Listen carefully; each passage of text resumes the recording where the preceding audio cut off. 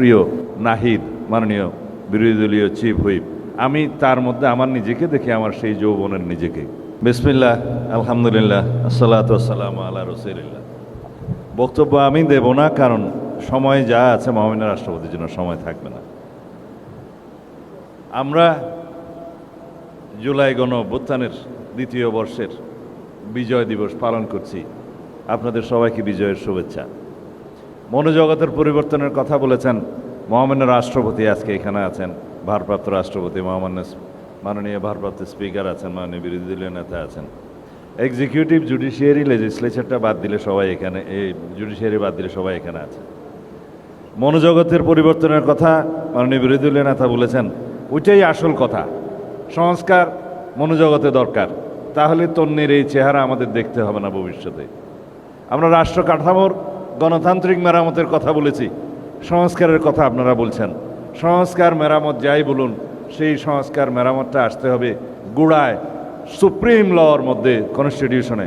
আসুন সেখানে আলোচনা করি। আমরা কি কি ধারণ করতে চাই? জুলাই জাতীয় সনদকে 100% আমরা বাস্তবায়ন করতে চাই। এর বাইরেও আর কি কি করতে চাই, জনপ্রত্যাশা এবং জাতির প্রত্যাশা অনুযায়ী সেখানেই আমরা সব ধারণ করি। আমরা এগিয়ে যাব।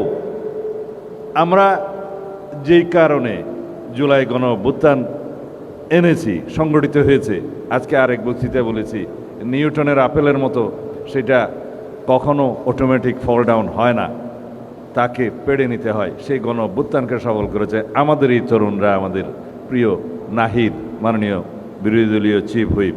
আমি তার মধ্যে আমার নিজেকে দেখি, আমার সেই যৌবনের নিজেকে।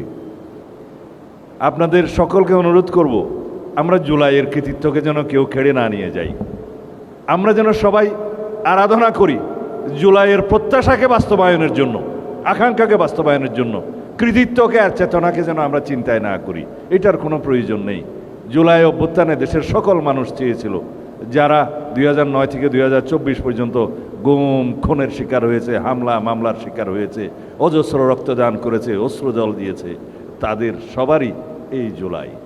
আমাদের যে সমস্ত সন্তানেরা শহীদ হয়েছে, আহত হয়েছে, দু চোখে অন্ধত্ব বরণ করেছে, তাদের সবারই এই জুলাই। আমরা জুলাই নিয়ে যেন কাড়াকাড়ি না করি। আর যদি আমরা তা করি, তাহলে 71-এর চেতনা ব্যবসায়ীদের মতো আমাদের পরিণতি হবে।